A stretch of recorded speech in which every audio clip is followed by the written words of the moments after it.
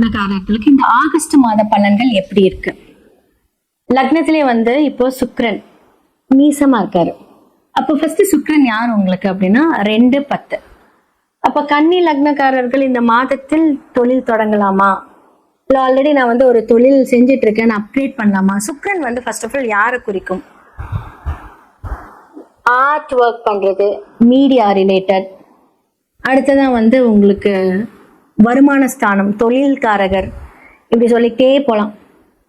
அப்போ உங்களுடைய பாதகாதிபதியான வீட்டுல வந்து பாத்தீங்கன்னா சனி வக்ரமாயிருக்காரு. 5-6 வக்ரமாயிருக்காரு 7ஆம் இடத்துல. 7ஆம் இடம் அப்படின்னு சொல்லக்கூடிய குரு பாதகாதிபதியா அந்த வீட்டு அதிபதி குரு 11ஆம் வீட்டுல இருக்காரு. இந்த இந்த காம்பினேஷன் எப்படி எடுக்கலாம்? அப்போ 5-6 வந்து பாத்தீங்க அப்படின்னா வக்ரமா இருக்காரு. அப்போ உங்க பிளானிங்ல சில தடங்கள், ஏன்னா சனி பகவான் வக்ரமாக இருந்தாலுமே சமசப்தம பார்வையா வந்து உங்களுடைய லக்னத்தை பாக்குறாரு. ஆல்ரெடி வந்து 2 அங்க நீசமாவும் இருக்காரு, 10 நீசமா இருக்காரு. அப்ப என்ன ஆகும் அப்படின்னா தொழில் இந்த காலகட்டத்துல நமக்கு கை கொடுக்குமா அப்படின்னு கேட்டா நோ. அப்போ வந்து ஆண்களாக இருந்தால் பெண்கள் அப்படின்னு சொல்லக்கூடிய சுக்கிரன் வந்து மனைவி ஸ்தானத்தை கொடுக்கும். அப்போ மனைவிக்கு ஏதாவது வந்து தேவையில்லாத ஒரு செலவு, அவங்க கூட சண்டை போட்டீங்க அப்படின்னா பிரிஞ்சு செல்லக்கூடிய வாய்ப்பு, இது எல்லாமே இருக்கும்.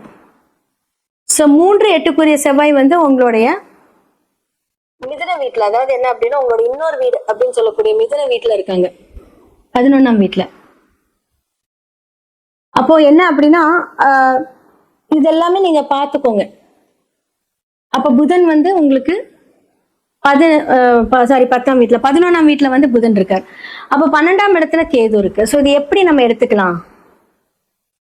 எல்லாமே வந்து பாத்தீங்க அப்படின்னா தொழிலாக இருக்கட்டும், உங்களுடைய தாய் தந்தையரா இருக்கட்டும், அதிர்ஷ்டமாக இருக்கட்டும், இந்த மாதத்துல கொஞ்சம் கம்மியா தான் வேலை செய்யும்.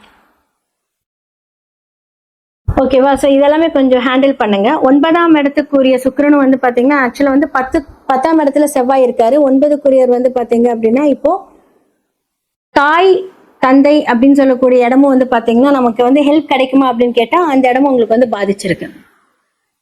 ஏதாவது சொத்து அப்படின்னு சொல்லக்கூடிய ஒரு, ஏன்னா 9ஆம் இடம் அப்படிங்கிறது வந்து பாத்தீங்கன்னா உங்களுடைய தாத்தா சொத்தையும் குறிக்கும். ஏதாவது வந்து நீங்க ட்ரை பண்ணிட்டு இருக்கீங்க அப்படின்னா இந்த காலகட்டத்துல கொஞ்சம் விட்டுருங்க.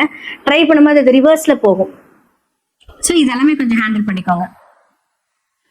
அதே மாதிரி வந்து 10ஆம் இடத்துல செவ்வாய், உங்களுடைய இன்னொரு வீடு புதன் அப்படின்னு சொல்லக்கூடிய மிதுன வீட்டுல செவ்வாய் இருக்காங்க. ஃபர்ஸ்ட் ஆஃப் ஆல் உங்களுக்கு செவ்வாய் யாரு அப்படின்னா உங்களுக்கு 3ஆம் முயற்சி அப்படின்னு சொல்லக்கூடிய வந்து பாத்தீங்கன்னா நீங்க முயற்சி எடுக்கும் போது அது வந்து என்ன ஆகும் அப்படின்னா 3ஆம் இடத்துல போய் காலபுருஷனோட வீட்டுல மறைந்திருக்கு, அது 11ஆம் இடம். அப்போ வந்து மறைமுக முயற்சி மூலியமாக நல்ல லாபங்கள் கிடைக்க வாய்ப்பு இருக்கு.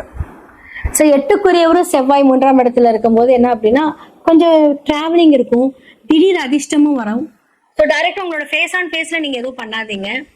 ஸோ கன்னிராசிக்காரங்க இந்த காலகட்டத்துல வந்து இதை எப்படி கொடுப்பேன் அப்படின்னா 50-50 தான் கொடுப்பேன். 50% நல்லது நடக்கும், 50% வந்து சுப காரியங்கள் நடக்க விடாம தடை பண்ணும்.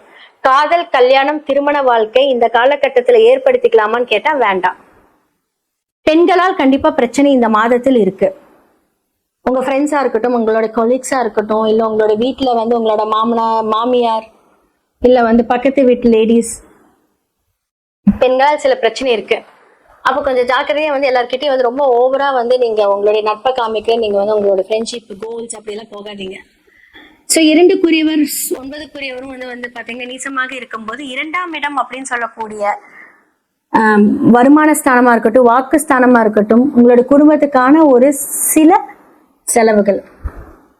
12ஆம் இடத்திலே வந்து உங்களுக்கு இதாகுது, கேது இருக்காரு இல்லையா? ஸோ இதெல்லாமே வந்து பாத்தீங்கன்னா அந்த இடத்த வந்து ஒரு முறிக்கிற மாதிரி பண்ணும். ஸோ முடிஞ்ச அளவுக்கு வந்து கன்னி ராசி மற்றும் லக்னக்காரர்கள் இந்த மாதத்தில் வந்து ஏதாவது செலவுகள் பிளான் பண்றீங்க அப்படின்னா விட்டுருங்க, பண்ண வேண்டாம்.